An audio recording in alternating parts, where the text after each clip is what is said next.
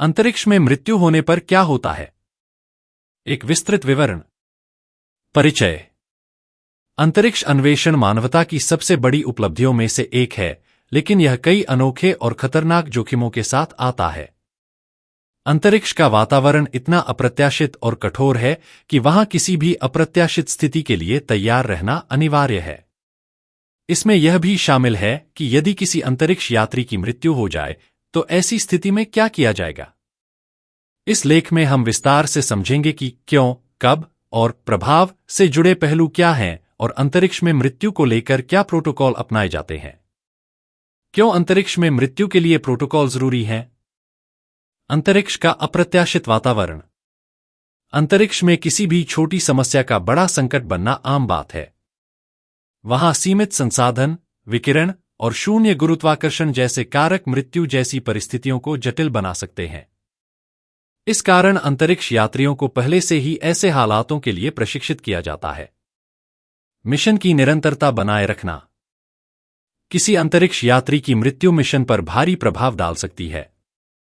अगर प्रोटोकॉल पहले से तय न हो तो बाकी टीम के सदस्य भ्रम और तनाव का सामना कर सकते हैं।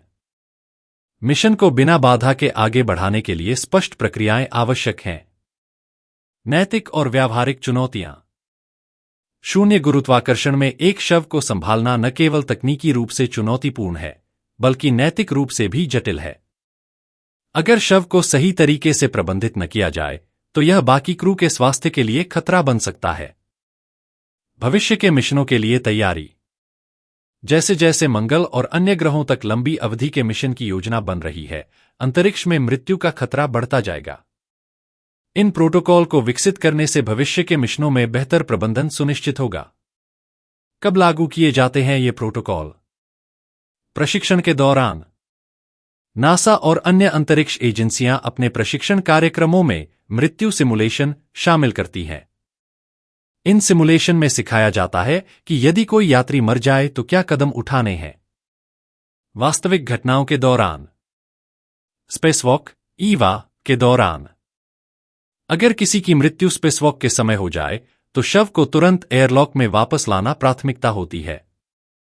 शव को दबावयुक्त सूट में रखा जाता है ताकि उसका विघटन, डिकम्पोजिशन नियंत्रित रहे। स्पेसक्राफ्ट के अंदर। अगर मृत्यु स्पेसक्राफ्ट के अंदर होती है तो शव को ठंडे स्थान पर रखा जाता है ताकि इसे सुरक्षित रखा जा सके। लंबी अवधि के मिशनों में। मंगल जैसे मिशनों में शव को वापस पृथ्वी पर लाना संभव नहीं होगा। ऐसी स्थिति में निम्नलिखित विकल्प हो सकते हैं। कंपोस्टिंग, शव को पौधों के लिए उपयोगी खाद में बदलना। अंतरिक्ष में शव छोड़ना यह नैतिक रूप से विवादास्पद है, लेकिन लंबी अवधि के मिशनों में इसका उपयोग किया जा सकता है। अंतरिक्ष में मृत्यु के प्रभाव। मनोवैज्ञानिक और भावनात्मक प्रभाव। अंतरिक्ष यात्री लंबे समय तक एक साथ काम करते हैं और उनके बीच गहरे रिश्ते बन जाते हैं। ऐसे में किसी साथी की मृत्यु उनके मानसिक स्वास्थ्य पर गहरा प्रभाव डाल सकती है। नासा ऐसे हालात से निपटने के लिए मनोवैज्ञानिक प्रशिक्षण देता है। संचालन संबंधी चुनौतियां। संसाधनों की कमी। अंतरिक्ष यान में जगह और संसाधन सीमित होते हैं। शव को संभालने के लिए अतिरिक्त योजना और जगह की आवश्यकता होती है। संक्रमण का जोखिम। विघटन के दौरान शव से निकलने वाले बैक्टीरिया या गैस अन्य यात्रियों के स्वास्थ्य को खतरे में डाल सकते हैं। वैज्ञानिक और नैतिक पहलू। मानव शरीर को समझना। अंतरिक्ष में मृत्यु के दौरान शरीर कैसे प्रतिक्रिया करता है, इसका अध्ययन अंतरिक्ष विज्ञान को नई दिशा दे सकता है। नैतिकता। अंतरिक्ष एजेंसियां यह सुनिश्चित करती हैं कि मृत यात्री का सम्मान बना रहे। जनता और नीतिगत प्रभाव। अंतरिक्ष में मृत्यु का मामला सार्वजनिक ध्यान आकर्षित करता है। इससे अंतरिक्ष एजेंसियों की सुरक्षा प्रक्रियाओं और पारदर्शिता पर सवाल उठ सकते हैं। तकनीक और नवाचार की भूमिका। उन्नत स्पेस सूट।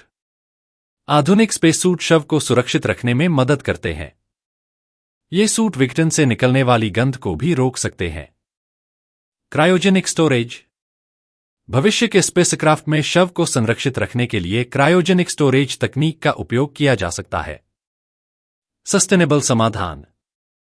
वैज्ञानिक शव को पौधों के लिए खाद में बदलने जैसे सस्टेनेबल विकल्पों की खोज कर रहे हैं, जो लंबे मिशनों में उपयोगी हो सकते हैं। मृत्यु से जुड़े मामलों से सीखे गए सबक। चैलेंजर और कोलंबिया आपदाएं। ये घटनाएं लॉन्च और पुनः प्रवेश के दौरान हुईं, लेकिन इनसे मिली सीख ने आधुनिक अंतरिक्ष यात्राओं को सुरक्षित बनाने में मदद की है। सिमुलेशन से मिली जानकारी। सिमुलेशन के जरिए संभावित समस्याओं की पहचान और प्रोटोकॉल का विकास किया जाता है। भविष्य की योजनाएं और चुनौतियां। जैसे जैसे मानव अंतरिक्ष में और आगे बढ़ेगा, मृत्यु प्रबंधन एक महत्वपूर्ण चुनौती बनी रहेगी। नैतिक दिशा निर्देश, व्यावहारिकता और सम्मान के बीच संतुलन बनाना। प्रोटोकॉल में सुधार, नई तकनीकों और मिशन की जरूरतों के अनुसार अपडेट। जनता के लिए पारदर्शिता, संवेदनशीलता के साथ जानकारी साझा करना। निष्कर्ष। अंतरिक्ष में मृत्यु एक गंभीर लेकिन अनिवार्य विषय है। अंतरिक्ष एजेंसियां इसके लिए तैयार होकर न केवल मिशन की सुरक्षा सुनिश्चित करती हैं, बल्कि मृत यात्री के सम्मान को भी प्राथमिकता देती हैं।